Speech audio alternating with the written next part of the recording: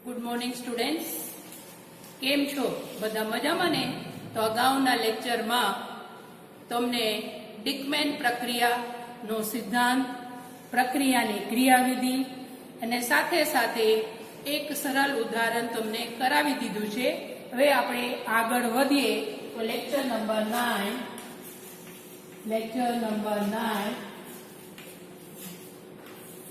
પ્રક્રિયા છે ડિકમેન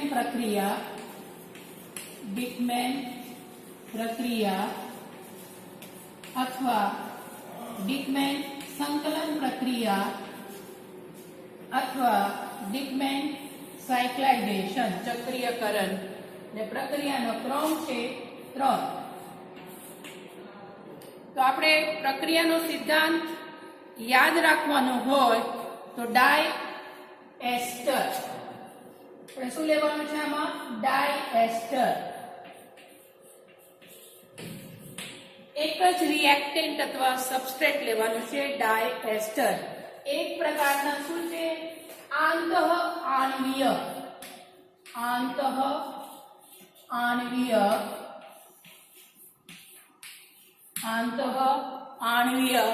સંકલન પ્રક્રિયા છે. સંકલન અથવા સંગનન પ્રક્રિયા છે. કોના હાજરીમાં? તો પ્રવળ બેઝની હાજરીમાં પ્રવળ બેઝ એમાં મોટા ભાગમાં સોડિયમ આલ્કોક્સાઇડ, સોડિયમ ઇથોક્સાઇડ અથવા સોડિયમ ઇથોક્સાઇડ લેવામાં આવે છે. તો અત્યારે આપણે લખીએ છીએ સોડિયમ ઇથોક્સાઇડ ની હાજરીમાં પ્રક્રિયા કરીએ તો આપણને શું મળે છે? ચક્રીય કીટોન, સાયક્લિક કીટોન અથવા ચક્રીય બીટા કીટો એસ્ટર. આ પ્રક્રિયામાં આપણે ડાયએસ્ટર એક જ સબસ્ટ્રેટ અથવા રિએક્ટન્ટ લેવાનું છે. તો ડિકમેન પ્રક્રિયા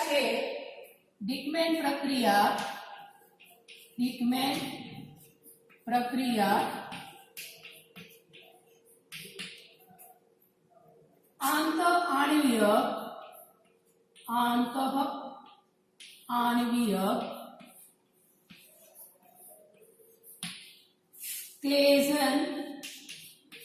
ક્લેઝન સંકલન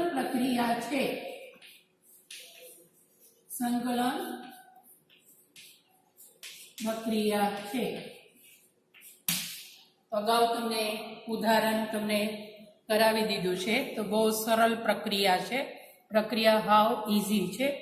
બરાબર? તો આપણે જોઈએ આ પ્રક્રિયા છે મોટા ભાગના 6 અથવા 7 અથવા 8 કાર્બન ધરાવતા એસ્ટર માટે વપરાય છે.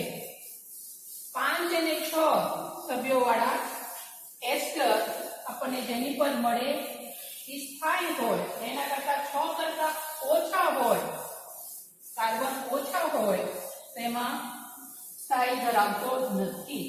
ને 8 કરતા 7 કરતા વધારે હોય, જેમ જેમ કાર્બનની સંખ્યા વધે તેના આપણને યીલ્ડ છે, પ્રમાણ છે, ઓછા પ્રમાણમાં મળે. એટલે આ પ્રક્રિયા છે 5 અને 6. તો આપણે કહી શકીએ સાયક્લોપેન્ટેનોન અને સાયક્લોહેક્ઝેનોન એના વ્યુત્પન્નો બનાવવા માટે ઉપયોગી છે. અને આમાં જે એસ્ટર વ્યુત્પન્ન આપણને મળે આ પ્રક્રિયા દ્વારા એને આપણે સરળતાથી એનું જળ વિભાજન કરીએ એટલે એસિડ મળે અને એનું ડીકાર્બોક્સિલેશન કરીએ તો આપણને શું મળે છે? ચક્રીય કીટોન, સાયક્લોપેન્ટેન અથવા સાયક્લોહેક્ઝેન. તો સંશ્લેષિત ઉપયોગોમાં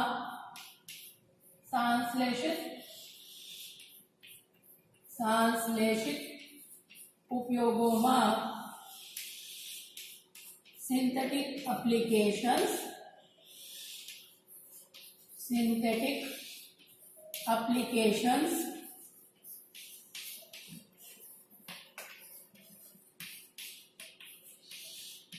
આ પ્રક્રિયા છે સાયક્લો સાયક્લો પેન્ટેનોન પછી અને સાયક્લો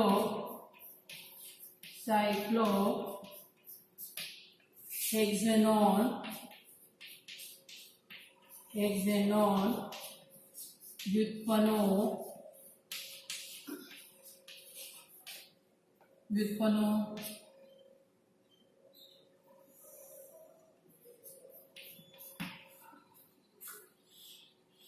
માં વધારે ઉપયોગી થાય. તો આપણે જોઈએ સૌપ્રથમ સાયક્લો પેન્ટેનોનનું તમને ઉદાહરણ કરાવી દીધું છે. તો આમાં જે એસ્ટર વ્યુત્પન્ન મળે એને આપણે સરળતાથી ડાયએસ્ટરમાંથી જ્યારે ડિકમેન પ્રક્રિયા કરે એટલે આપણને શું મળે છે? એસ્ટર વ્યુત્પન્ન. અને આ એસ્ટર વ્યુત્પન્નને આપણે સરળતાથી એનું જળ વિભાજન અને ડીકાર્બોક્સિલેશનથી આપણે ચક્રીય કીટોન બનાવી શકીએ. તેના માટે આ પ્રક્રિયા ખૂબ જ અગત્ય ધરાવે છે. તો સૌપ્રથમ સાયક્લો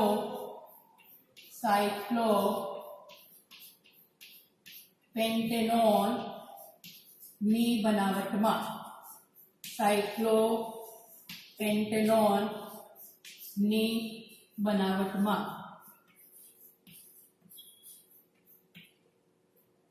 આના માટે એક જ રિએક્ટેન્ટ અથવા સબસ્ટ્રેટ લેવાનું છે. એક જ મોલિક્યુલમાં એક જ અણુમાં પ્રક્રિયા થાય ને ચક્રીયકરણ થાય એટલે આપણને ચક્રીય વ્યુત્પન્ન મળે, કીટોન વ્યુત્પન્ન મળે.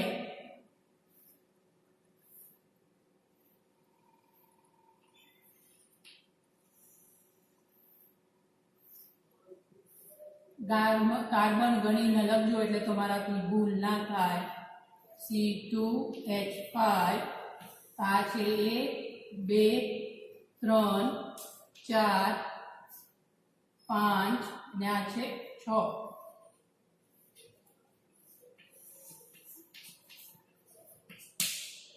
તો આ પ્રક્રિયા મોટા ભાગના ડિકમેન પ્રક્રિયા કાર્બન 6 કાર્બન 7 કાર્બન 8 ધરાવતા ડાયએસ્ટર માટે ઉપયોગી છે. આમાં કાર્બનની સંખ્યા છે ચક્રમાં ઘટે છે.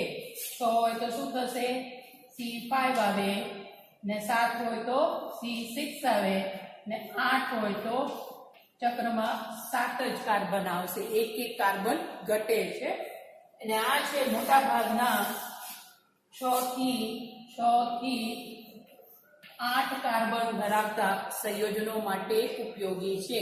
ડિકમેન પ્રક્રિયા સામાન્ય રીતે 6 થી 8 કાર્બન ધરાવતા સંયોજનો માટે ઉપયોગી છે. આ છે CO2H5 1 2 3 4 5 6. કેટલા કાર્બન છે? 6. આને કહેવાય 6 કાર્બન ડાયકાર્બોક્સિલિક એસિડ હોય તો એને શું કહેવામાં આવે છે? એડિપિક એસિડ. તો આ શું છે? ડાયએસ્ટર એડિપેટ. ડાયએસ્ટરનું નામ છે ઇથાઇલ એડિપેટ. નહીં આપણને યાદ ન રહે તો શું આવશે? ડાયઇથાઇલ હેક્ઝેન 1,6-DIOH. શું આવશે? ડાયઇથાઇલ હેક્ઝેન 1,6-DIOH. તો આ એસ્ટર લખી શકો. બરોબર. આપણે શું કરવાનું છે? પ્રવળ બેઝ સોડિયમ ઇથોક્સાઇડ આ બી લખી શકીએ. તો આ છે માઇનસ અને આ છે પ્લસ. શું થશે? આ કાર્બનને બી આલ્ફા કહેવાય, આ કાર્બનને બી આલ્ફા કહેવાય. સમજાવવા માટે એકમાં લખું છું. તો અહીંયા છે હાઇડ્રોજન આલ્ફા કાર્બન. તો આમાંથી H પ્લસ અને આ ઇથોક્સાઇડ આયન. અહીંયાથી ઇથોક્સાઇડ આયન તો આ કાર્બન ઉપર પ્લસ 400 આવશે, પ્લસ આવે ના ખાલી પ્રોટોન દૂર થાય એટલે આ કાર્બન ઉપર 400 આવશે માઇનસ. ઋણ બીજ ભારિત બને એટલે આ જે માઇનસ ચાર્જ છે તે આક્રમણ કરે અહીંયા આના સાથે કાર્બોનેટ બીજા એસ્ટર ના કાર્બોનેટ સાથે શું બનાવશે? બંધ બનાવે. તો આમાં શું દૂર થાય? Minus C2H5OH. આના વચ્ચે શું થશે? ચક્ર બને. તો આ ચક્ર બનશે. આપણને મળે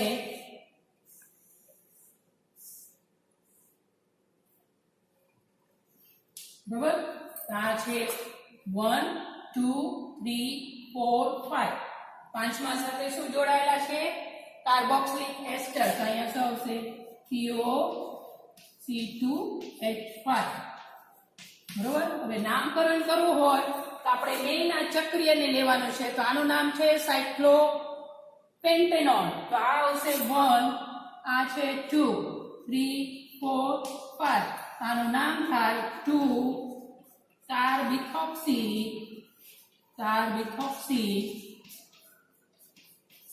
2 કાર્બિથોક્સી.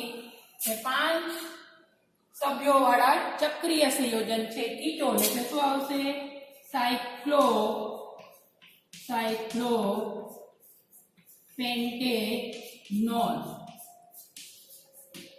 સાયક્લોપેન્ટેનોલ. બરાબર. આપણે શું બનાવવાનું છે? સાયક્લોપેન્ટેનોલ. તો હજી આપણે 2 તબક્કા કરવાનું છે. તમારે તબક્કા વાઇઝ ન લખવું હોય તો એકી સાથે 2 તબક્કા આપણે લખી શકીએ. તબક્કા ન વધારવું હોય તો પહેલા શું કરવાનું છે? જળ વિભાજન, હાઇડ્રોલિસિસ.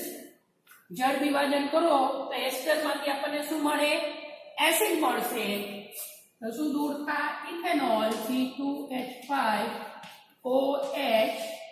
ને બીજું આપણે શું કરવાનું છે? ગરમ કરે એટલે ડીકાર્બોક્સિલેશન પ્રક્રિયા થાય. આ CO દૂર થાય, એક હાઇડ્રોજન અહીંયા જોડાય તો આપણને શું મળે? સાયક્લોપેન્ટેનોલ.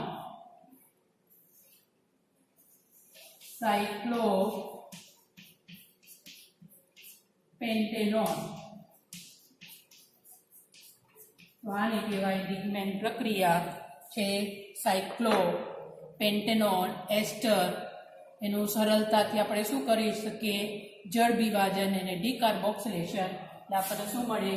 ચક્રીય કીટોન, સાયક્લિક કીટોન. આ જ રીતે ઉદાહરણ જોવાનું છે. ખાલી રિએક્ટન્ટમાં ફેરફાર કરવાનું છે. બાકી પ્રક્રિયા આમ જ થશે.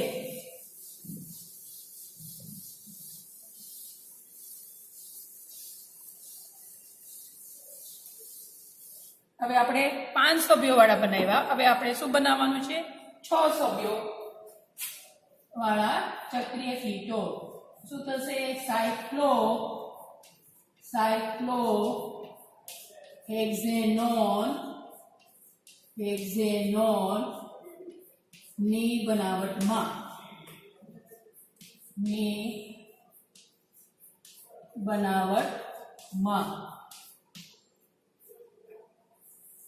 ખાલી રિએક્ટન્ટમાં ફેરફાર કરવાનો છે.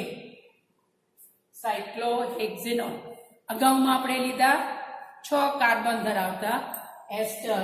નામમાં લેવાનું છે 7 કાર્બન ધરાવતા એસ્ટર, જેનું નામ છે પિમેલિક એસિડ. 6 હોય તો એડિપિક એસિડ, 7 હોય તો પિમેલિક એસિડ અને 8 હોય તો સુવેરિક એસિડ. 6 હોય તો એડિપિક એસિડ,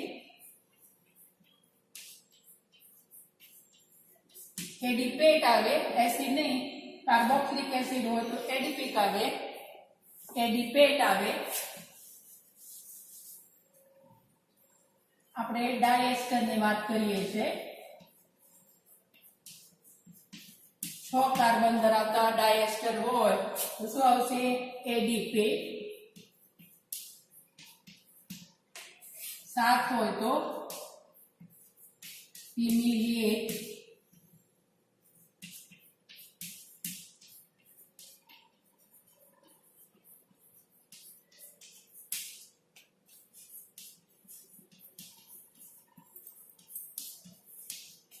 હોય તો 8 હોય તો સુબેરિક સુબિરેટ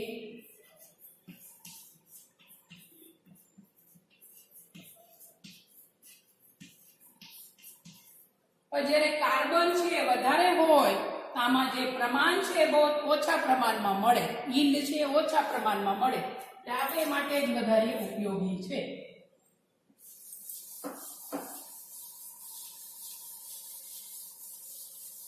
હવે આપણે લેવાનું છે 17 ડાઇથાઇલ 17 હેપ્ટેન ડાઇઓએચ.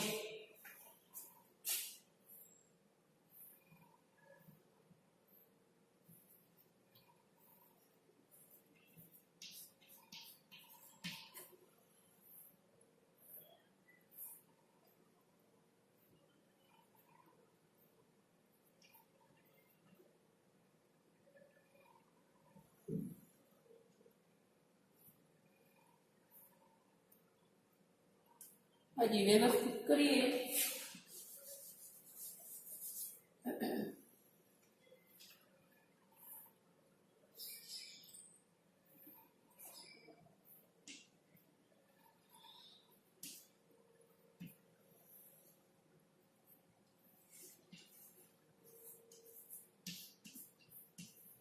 અને આલ્ફા આપણે આ કાર્બનની આલ્ફા છે, આ કાર્બનની આલ્ફા, જેમાંથી પ્રોટોન દૂર થાય આ બતાવવા માટે હાઇડ્રોજન લખો છો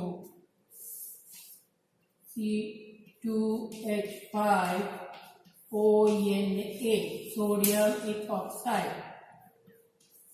સોડિયમ ઇથોક્સાઇડ આમાંથી પ્રોટોન અને આ ઇથોક્સાઇડ આયન, આ બે વચ્ચે ચક્ર બનશે. આ કાર્બન વચ્ચે ચક્ર બને આપણને મળે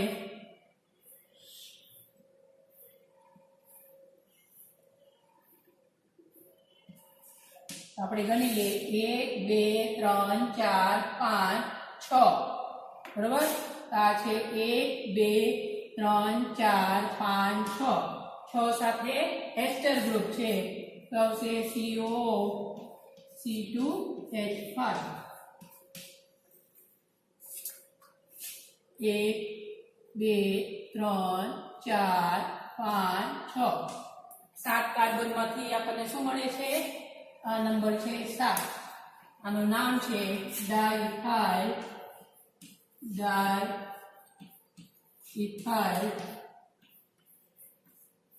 પિમિલેટ. અને પિમિલેટ યાદ ન રહે તો શું લખવાનું છે? ડાઇથાઇલ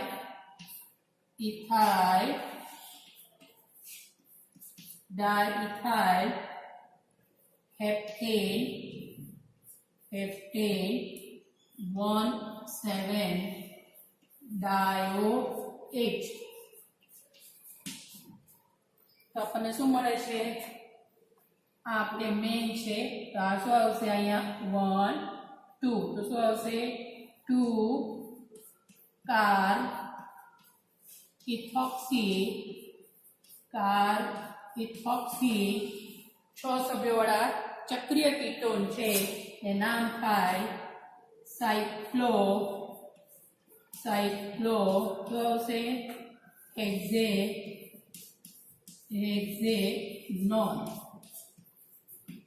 અહીંયા શું દૂર થાય? આમાંથી પ્રોટોન અને આ ઇથોક્સાઇડ આવે એટલે શું આવશે? -C2H5OH. આપણે શું બનાવવાનું છે? સાયક્લોહેક્ઝેનોન એટલે એસ્ટર સમૂહને દૂર કરવાનું છે. તો શું કરવાનું છે? 2 તબક્કા આપણે કરવાનું છે. સૌપ્રથમ જળ વિભાજન કરીએ એટલે એસ્ટરનું જળ વિભાજનથી શું મળે છે? આપણને એસિડ મળે. એટલે આમાં ઇથેનોલ દૂર થાય. પછી ડીકાર્બોક્સિલેશન પ્રક્રિયા કરે એટલે CO2 દૂર થશે અને આ હાઇડ્રોજન 4 કાર્બન સાથે જોડાય એટલે આપણને મળે 6 સભ્યોવાળા ચક્રીય સંયોજન, ચક્રીય કીટોન. આ છે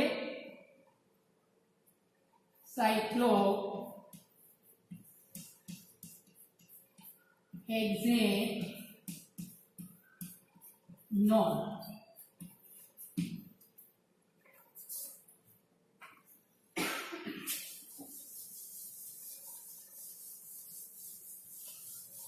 તો આ બંનેમાં આપણે જોયા કે આંતઃ આણ્વીય થાય. અત્યારના જ્યારે કાર્બન 6 ડાયસ્ટરમાં કાર્બન 6 કરતા ઓછા હોય ત્યારે એમાં આંતર આણ્વીય પ્રક્રિયા થાય.